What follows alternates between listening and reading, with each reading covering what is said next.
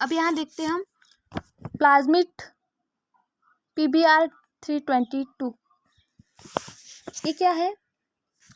यह एक synthetic plasmid है जिसमें कई प्राकृतिक या नेचुरल प्लाज्मिड के द्वारा लिए गए गुणों को मिलाकर बनाया गया है।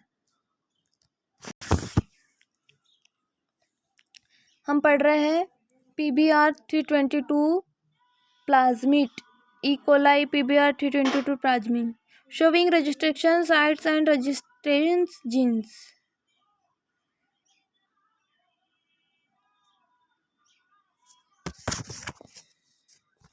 तो जो PBr322 है ये एक सिंथेटिक प्लाज्मिड है।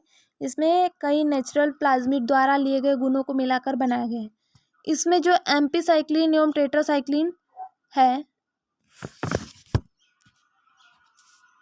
एम्पीसाइक्लिक रेजिस्टेंस, टेट्रासाइक्लिक रेजिस्टेंस,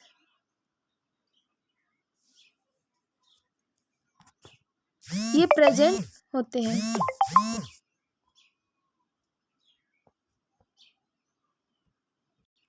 PBr322 में एम्पिसिलिन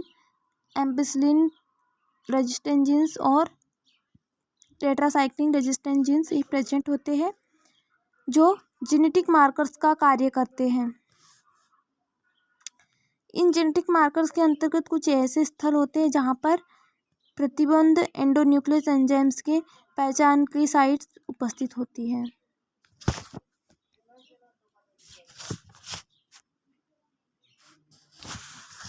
इन जेनेटिक मार्कर्स के अंतर्गत कुछ ऐसे स्थल होते हैं जैसे कि ये हो गया,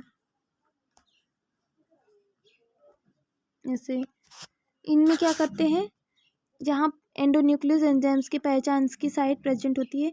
जैसे एम्पिसिलिन रेजिस्टेंट जीन्स के अंतर्गत, एम्पिसिलिन रेजिस्टेंट जीन्स के अंतर्गत PST फर्स्ट, ये PST फर्स्ट इसको क्या बोला, रिकॉग्निशन साइट्स। तथा इसमें टेट्रासाइक्लिन रेजिस्टेंट जीन्स के अंतर्गत देखो इसमें है BAM HI एवं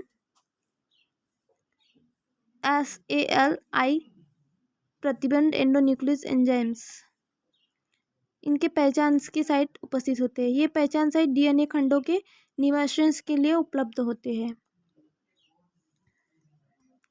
ये है ना XAL XML और यहाँ E. coli HIND III 4 फिर जो role of markers in the selections of recombinant है, इसमें क्या होता है कि जो बाह्य फोरेजन जीन्स है ये PBr322 में निवेशित करने के लिए PBr322 को PST फर्स्ट से उपचारित किया जाता है। और तो बाह्य जीन्स का जो निवेशन है वो एम्पिसिलिन रेजिस्टेंट जीन्स के बीच में होता है, जिससे यह जीन अक्रिय हो जाता है, डीएक्टिवेट हो जाएगा। एम्पिसिलिन संवेदी जो सेंसिटिव होती है। फिर रिकॉम्बिनेंट बैक्टीरिया सेल्स वे होती है जो टेट्रासाइक्लिन रेजिस्टेंस होती है।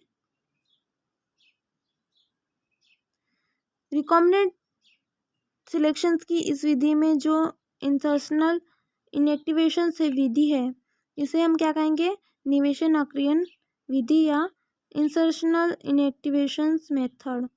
PBr322 के बाद में प्रयोग के बाद में जो रिकॉम्बिनेंट चयन विधि है इसको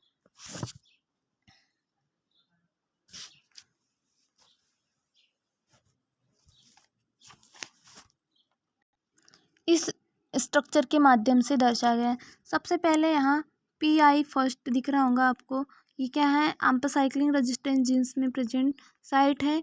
और ये टेट्रासाइक्लिन रेजिस्टेंस, और यहाँ पे आ गया फोरेजन जीन्स, फोरेजेंस DNA। तो ये हो गए, यहाँ पे दो स्ट्रक्चर देखने को मिल रहा है हमें, फर्स्ट सेकंड। तो जो ये जो रीजन्स है ये PST फर्स्ट का है। ये साइट जो है वो कौन सी है, वो है टेट्रासाइक्लिन साइट्स रेजिस्टेंट जीन्स। ये एम्पीसाइक्लिन रेजिस्टेंस जीन्स, इसको फर्स्ट PST फर्स्ट को कट करते हैं तो स्ट्रक्चर किस तरह से दिखाएगा, इस तरह से दिखाई देगा। यहाँ पे देखो फोरेजन DNA है, इसको PST फर्स्ट कट करेंगे तो हम इसका टुकड़ा सिर्फ इतना लेंगे, यानी कि ये इनको ले लिया एक खंड को, फिर अब इसमें इसको हम बाइंड कर देंगे। तो देखो ये जो है वो स्ट्रक्चर यहाँ कंप्लीट,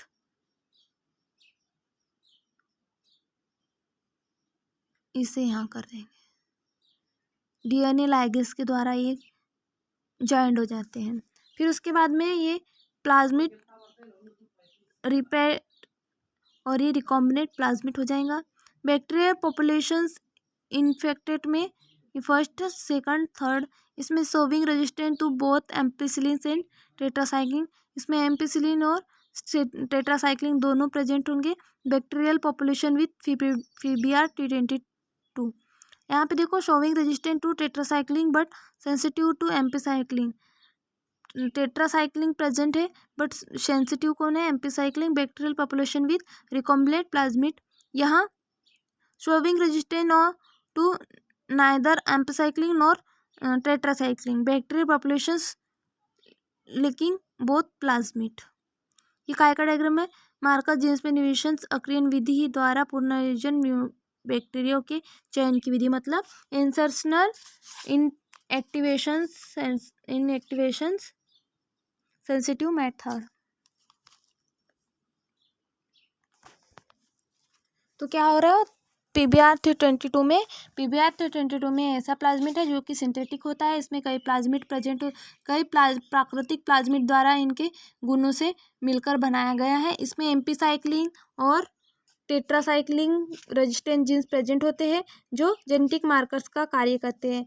जेनेटिक मार्कर के अंतर्गत कुछ ऐसे स्थल होते हैं जहां पर एंडोन्यूक्लियस एंजाइम्स की पहचान की साइट प्रेजेंट होती है, जैसे कि एम्पिसाइक्लिन रेजिस्टेंट जीन्स के अंतर्गत PST फर्स्ट साइट होती है जिसको रिकॉग्निज साइट, तथा टेट्रासाइक्लिन रेजिस्टेंट जीन्स के अंतर्गत कौन सी BAMHI या ASAL फर्स्ट एंडोन्यूक्लियस साइट्स पहचान की साइट प्रेजेंट होती है। ये पहचान की साइट DNA खंडों को निवेशन के लिए उपलब्ध होते हैं। तो इस प्रकार से PBR T22 देखा, जिसमें PBR T22 में role of marker genes in the selection of recombinations में PBR T22 में निवेशित करने के लिए PBR T22 को PI फर्स्ट से उपचारित किया जाता है। तो बाह्य जीन्स का निवेशन एम्पिसाइक्लिन रेजिस्टेंट जीन्स के बीच में होता है जिससे यह अक्रिय हो जाता है, और ये अक्रिय हो जाता है तो क्या होगा, रिकॉम्बिनेंट बैक्टीरियल कोशिकाएं वे होंगी जो टेट्रासाइक्लिन रेजिस्टेंस या एम्पिसाइक्लिन संबंधी होती है। रिकॉम्बिनेंट चयन की इस प्रक्रिया को हम क्या कहेंगे, इंसर्शनल इनएक्टिवेशंस मेथड।